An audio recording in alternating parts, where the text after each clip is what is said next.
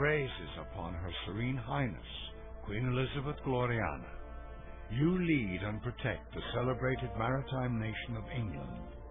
England is an ancient land, settled as early as 35,000 years ago. Can you guys hear the narrator? Countless waves of invaders, each in turn becoming a part of the fabric of the people. Although England is a small island, for many years your people dominated the world stage.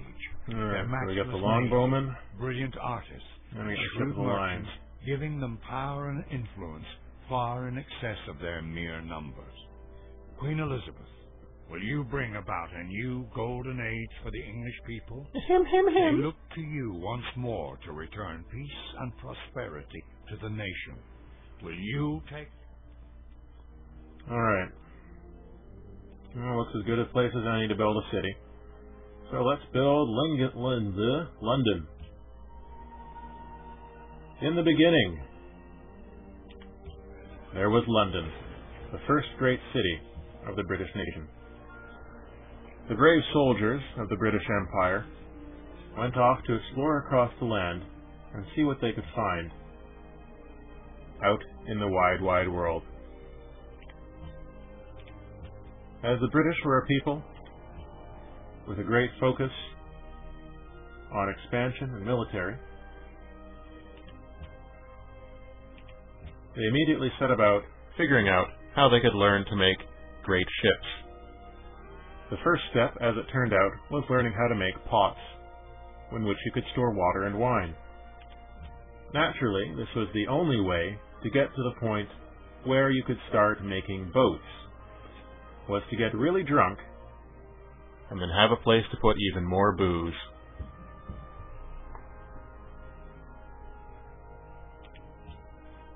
The years always passed too quickly in the beginning. It seemed like every second another 20 years passed. But of course, that's crazy. The explorers found a great desert in the north. This was surprising to them, as they had believed they lived on a small island, and small islands generally do not include deserts. However,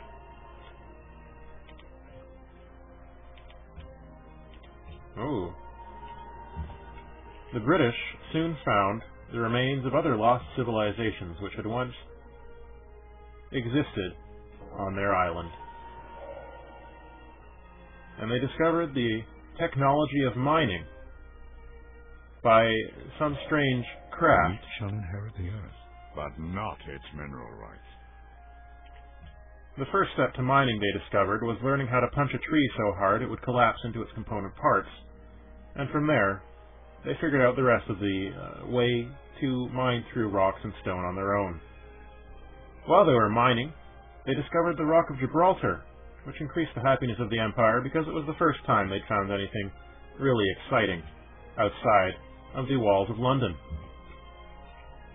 They soon made their way towards the next great lost city, which they had found in the remains of the mountains in what had once been a lush area, or perhaps had once been the bottom of a lake. We may never know how this city came to be here in the cradle of the mountains, but it seems as good a place as any to start.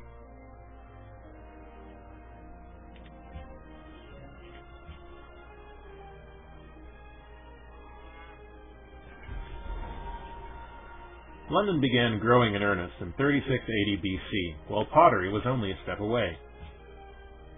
He received 80 gold and no more technology from the other ruins, which seemed unfortunate. Shall the clay say to him that fashioneth it, What makest thou? What makest thou indeed? Pottery came into existence mostly for the purpose, as we mentioned before, of getting as drunk as possible, as quickly as possible. And it served that purpose admirably. The explorers found a location where they would like to found a new city on the western coast of what they had once thought was a small island. And so, back in London, it was decided that a settler would be created once the workers had been built and trained and set off into the great wide world to build roads and other improvements to the land surrounding London. particularly the Great British Jungles, the source of much fiction and speculation throughout history. Ah, yes, the jungles of London. Who hasn't dreamed of them in all their steamy goodness? Hooray! More natural wonders were found, such as Old Faithful, which seemed very old indeed. Old Faithful was so old that it no longer sprayed water, but merely a wheezy dust. Even so, it was an exciting time to be a scout, especially once they found these strange sticks with strings attached to them that fire other sticks with bits of metal on them.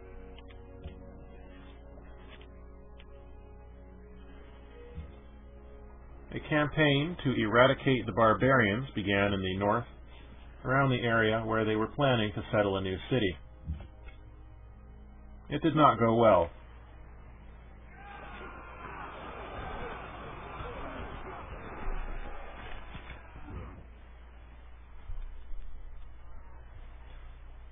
As we can see, they had a lot to learn about how to fight barbarians.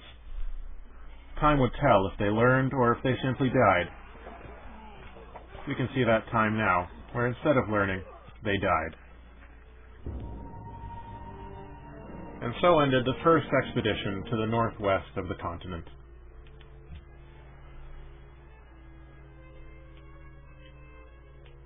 The archers, however, continued their exploration without getting molested by barbarians quite as much as the others did. And that's always a bonus, isn't it? He who commands the sea has command of everything. The British were very keen to make boats. And so, after they had discovered pottery, they figured out how to make boats that floated by making the boards waterproof. And once they'd made boats, they figured, well, we're going to need to figure out how not to crash these boats into the sea. Why are you not going down this way? Eventually they did. They figured if we make a big building and we set the top of it on fire, maybe that will help. The danger there, of course, being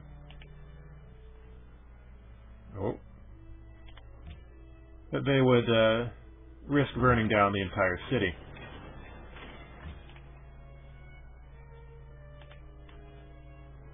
The archers got to try out their fancy new sticks pretty quickly, and found that they were not as exciting and powerful as they had thought they might be.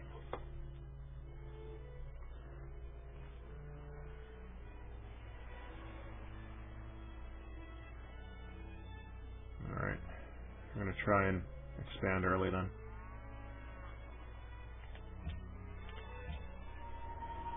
Ah, yes. The workers began constructing farms as quickly as they could. Because, hey, there's nothing quite like agriculture.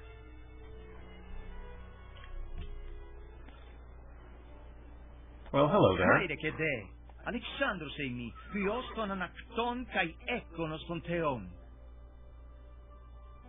We know this guy. Hi, Alexander.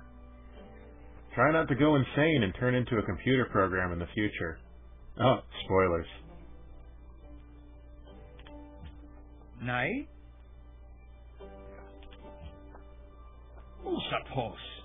Don't be a dick, Alexander. As he always had been, Alexander was a super jerk. But what can you do?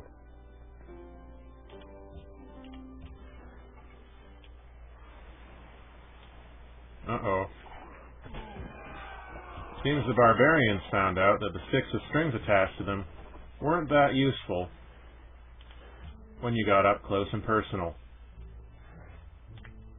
All the same, they were still pretty handy, as shown by how handily they defeated those barbarians. The time came to adopt a policy.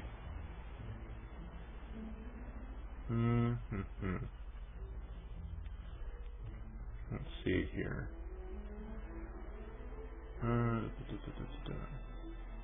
Border expansion. Got this all through.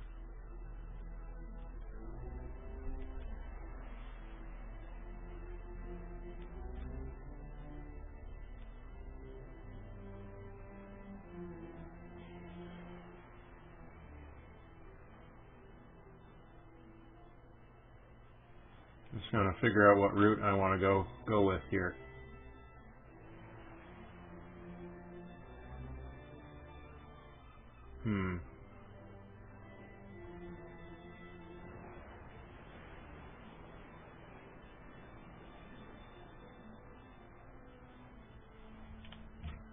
Tradition was always important to the people of the British Empire, so much so that they decided that their first form of government would simply be called tradition.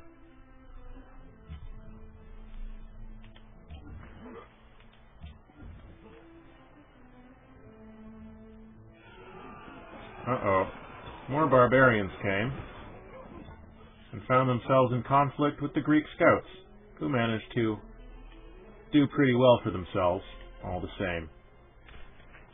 What luck they had.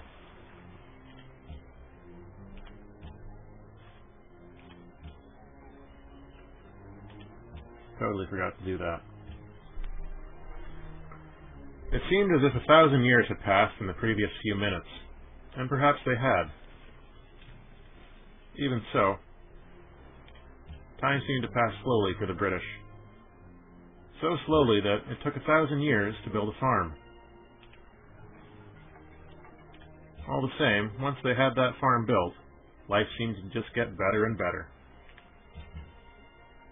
Really, more of those. The archers continued to get more and more opportunities to try out their fancy sticks.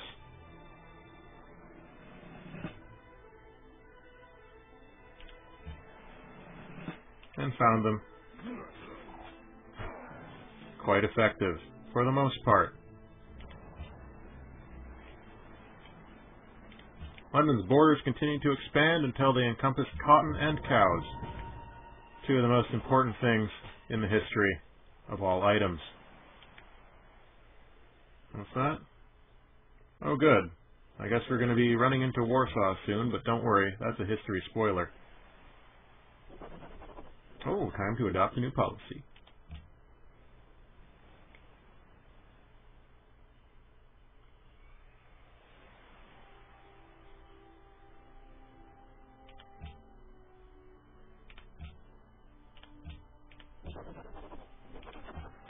Tradition demanded that culture be respected as the most important part of any city, any nation, any country in the world.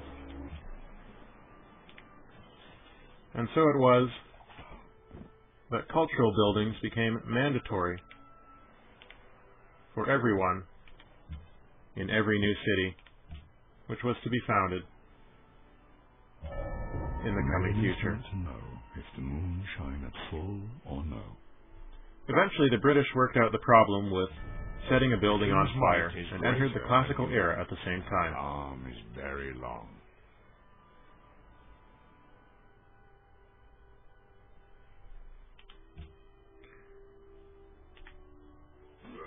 Their solution to not burning down the building when they were setting the top on fire to give the boat something to look at was to put some glass around the fire. That way, the enemy's been spotted near London. Of course they have. Wow, there are a lot of barbarians. That way the fire wouldn't spread too far. Those Greek scouts are sure getting worked over, but they seem quite competent all the same. Those barbarians should have stayed home, but they didn't. Warsaw was discovered, and they were quite happy to see the British there, especially as they were taking such good care of the barbarians nearby.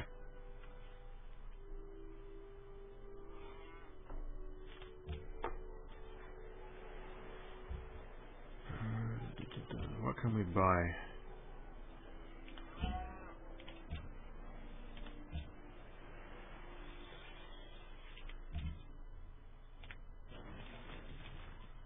Those treacherous barbarians. You can never quite get rid of them, can you? The archers went to visit Warsaw, and the warriors came out to play, as it was time to get rid of those barbarians once and for all.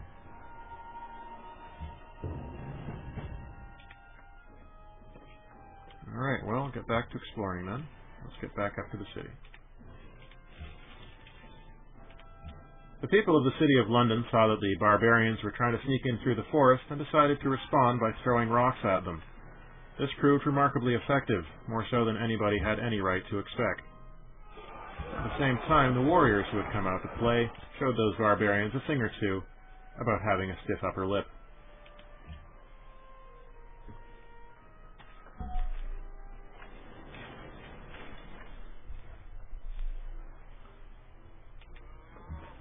Ah, so that loops around. That's good.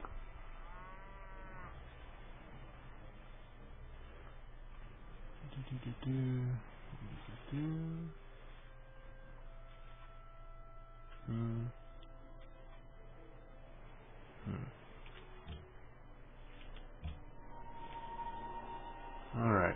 Well, we're not going to be able to found that city quite yet, so we're just going to wait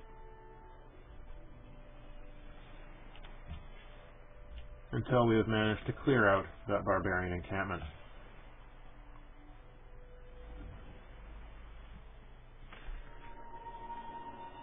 London demands wine. Well, what a surprise, am I right? It turns out that pottery wasn't quite good enough. They had to have more than that. They needed to have wine in which to put the pottery. Where did those Greek people come from?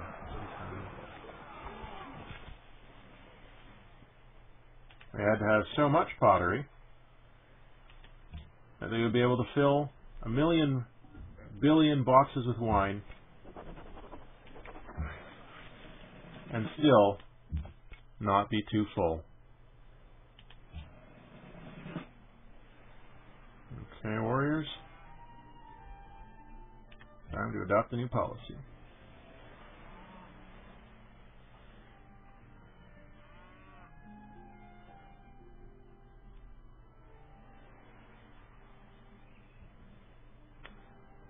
In 2280 BC, the British elected a king. When I say elected a king, I mean some guy with a bigger sword told everyone that he was king now and killed anyone who disagreed with him. Having met with Alexander before, the king said, "I am descended from God, therefore I have the right to govern." This is an interesting tactic, which no one else had yet considered, and gave him a rather large advantage in the whole becoming a king thing.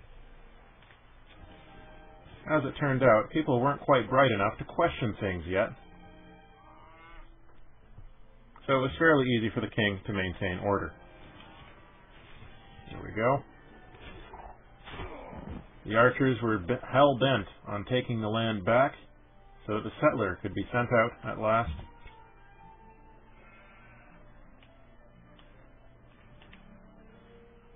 To found the second city in the British Empire, or the British Kingdom, which the king had decided it must be called.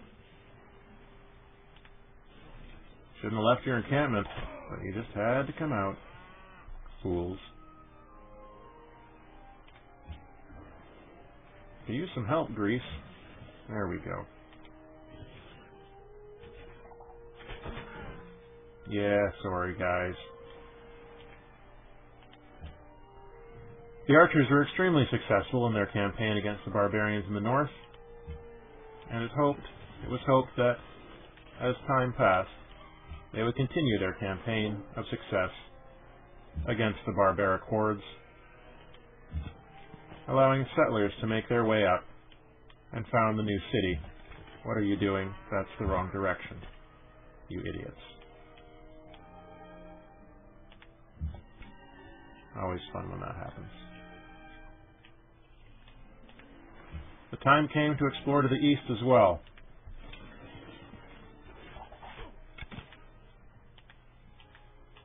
Oh my God, you Greek scouts had better not. You had better not try to take that from me. You're going to do it, aren't you? You sons of bitches. I hate you. I hate those guys so much right now. But that's okay. That's fine.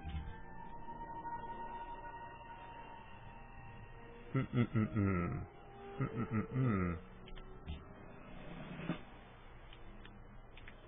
we go.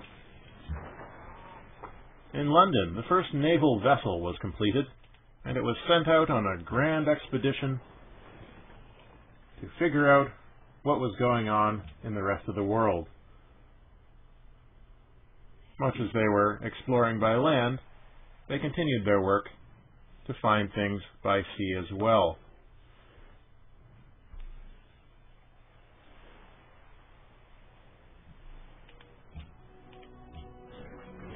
A workboat was constructed, or was in the midst of being constructed, because the people of Britain saw that there were large animals in the water and thought, I bet if we kill those animals, they'll be delicious.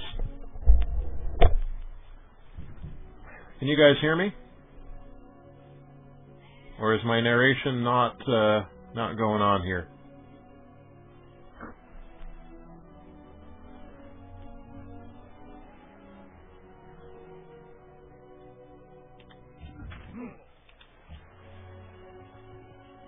Alright, good.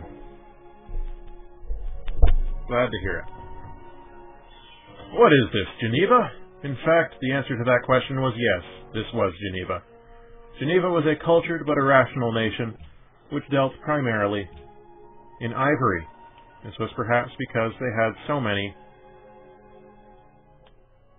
elephants nearby. Greece, of course, immediately decided that it would be protecting Geneva because that's what Greece does with city-states. It protects them. The settlers slowly made their way towards the coast, even as the explorers were making their way to the east.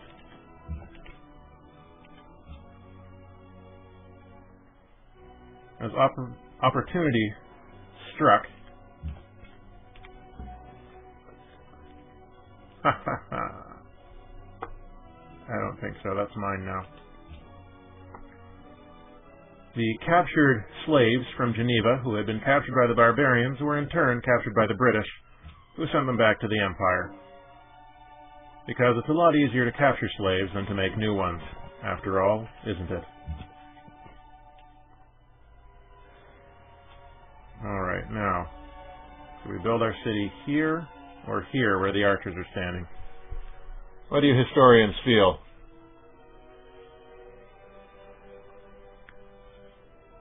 Well, class, what do your history books say? Do they say that the second city in the British Empire was founded here in the mountains, or was founded here in the plains, next to a silver deposit? What do you think? With the archers, or further north?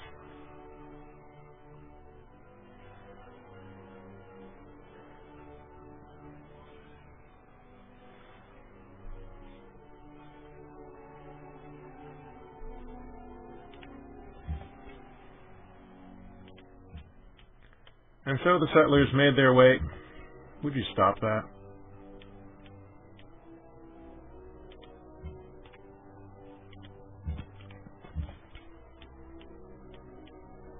Oh my God. There we go. The warriors quickly took out the nearby barbarians, who turned out to be not so quickly taken out. In fact, it took them way longer than it really needed to. And the workers were sent back towards the British Empire. Good, good.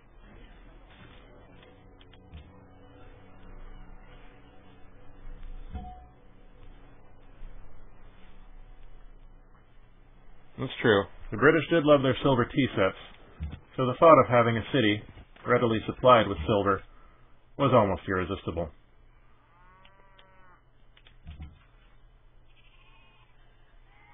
Okay, yes, there you go.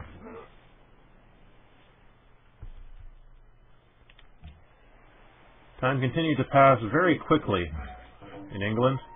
That's just how these things go. And new city-states were met, along with Montezuma, crap, of the Aztec Empire. He demanded to know what manner of creature the British explorers were, and the British explorers replied, "Why, we're humans. What about you?" Because that's how the British happened to deal with people they met with different colored skin back in the day. So, the British quickly found that their rivals were going to be very difficult to deal with. Indeed. But that is just life, and we're just going to have to deal with it.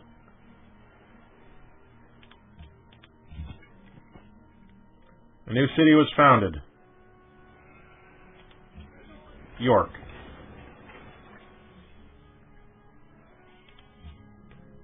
In York, what was I going to say? York had already produced a monument, as all the cities have, so it was only a matter of time until they were able to start working on a granary.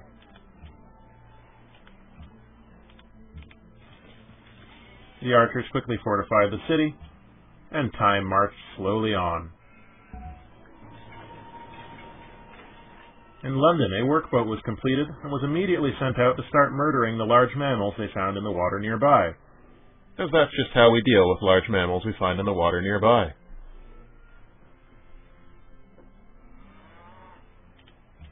London was now ready to begin work on the Great Lighthouse,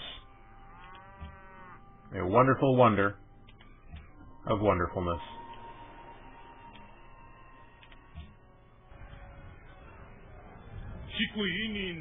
Nope. Montezuma, notoriously untrustworthy, asked for open borders. Wisely, the British, now Queen, declined. Oh dear.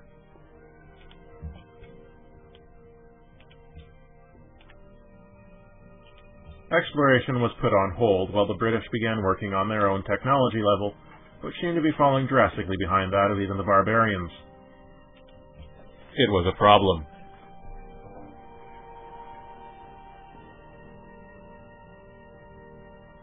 (1560 BC). Whales continued to be mercilessly murdered and hauled back into London for food. The people were happy, and for once there was some money coming into the treasury. It seemed like everything was coming up England. But how long would this prosperity last?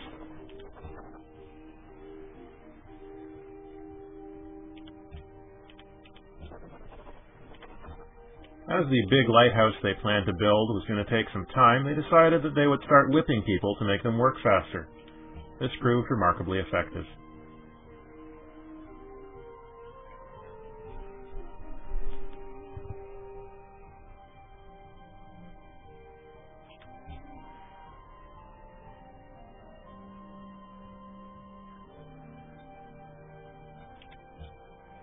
Yes, this is excitement here in the early days of the British Empire.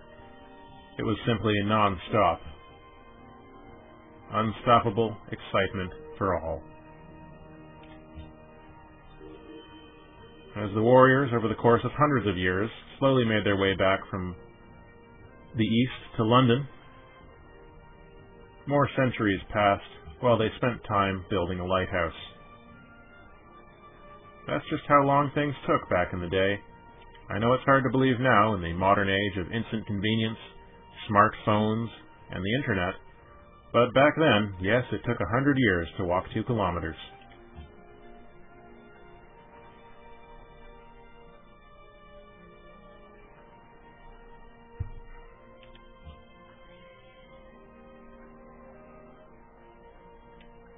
Oh boy, there's so much going on here. Don't even know what to say. Oh, desert sheep. Yes, north of York in the desert, there is a mysterious new species of sheep who liked to live in the sand and fed off of, indeed, silicate.